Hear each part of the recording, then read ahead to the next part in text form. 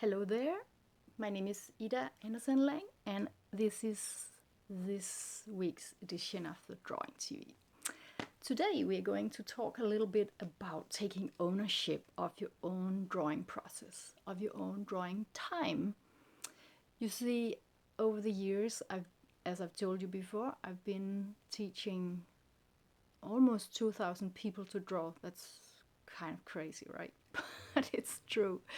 And regularly, people come and talk to me about after a while, when you have been learning to draw, or it could be painting also, but let's take drawing. You will have developed a brand new superpower, and your surroundings will take notice of that. They will come to you and say, "Whoa, what's that?" And they will be super interested in it. It could be your family, it could be your friends, your relatives in a broader sense, people you know, could be people who sees your drawings if you post them on social media, or it could be in many other circumstances. But the thing is that they will, of course, be very fascinated with your new superpower. And the thing with drawings are that they can be owned, and they can be taken or held or bought or given, but yeah, they can be owned. And people will want to own a drawing that you made. And that's super fascinating, right? I mean, it's really nice that people come and suddenly say, "Can you draw this or that for me? Hey, can you draw my cat or my kid or whatever it is? Just something, anything." And that's really nice, right? So, and you might be very, what can we say, delighted by that and say, "Yeah, sure, I can draw that for you." And then you take on a task, we can say, and suddenly you're in a whole new place than if you are just drawing for your own sake.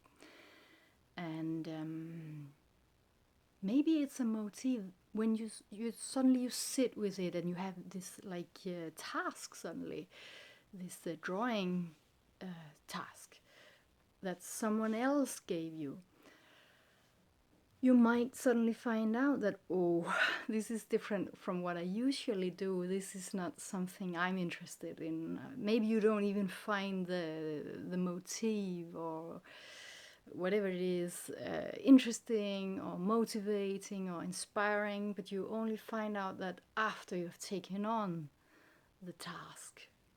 And that's natural. I think we all will go through that. But and the second thing is that it's going to take time. It's going to deduce time for you from your other projects, from your other drawing projects that are your own.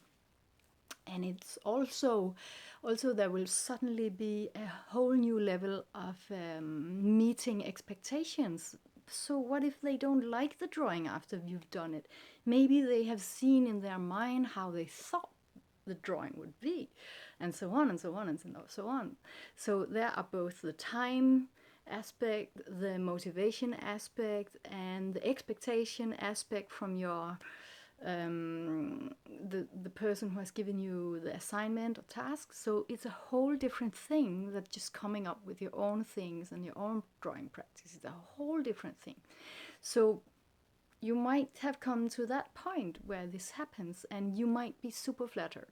So, but very often people come, my students, drawing students, very experienced drawing students, also come to me with this problem, like it's super flattering, it's super cool to get like assignments and tasks, but it's not as fun as I thought, and so on.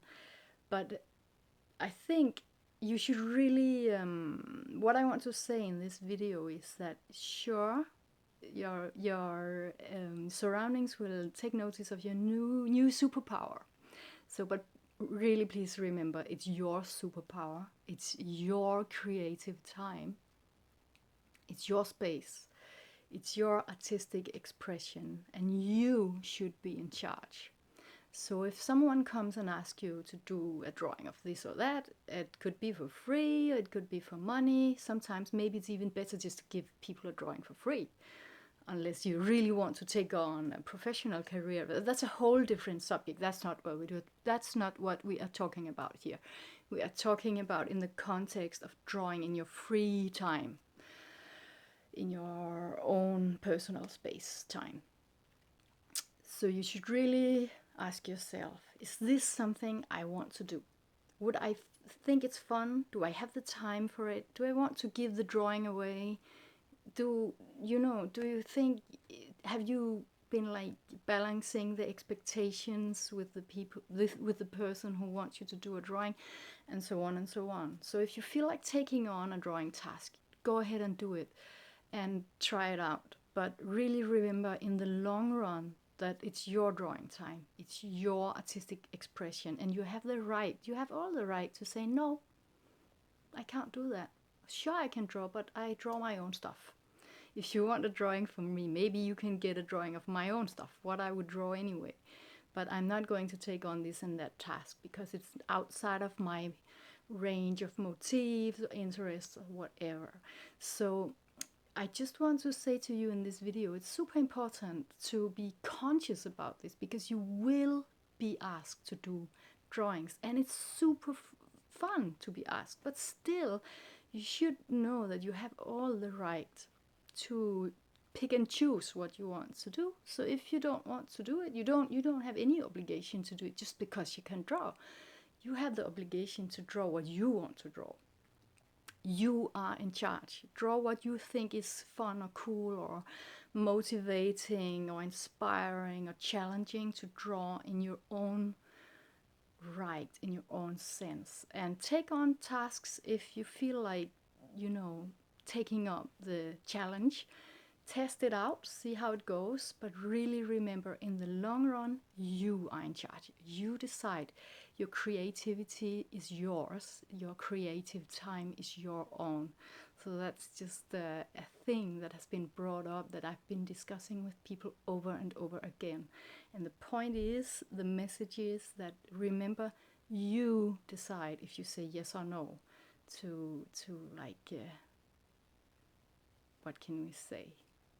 Challenges or tasks or inquirements. So yeah, that's really important. It's a little bit of a tough subject to take up, because we all want to say yes and so on. But just remember, say yes to your own creativity, to your own ideas.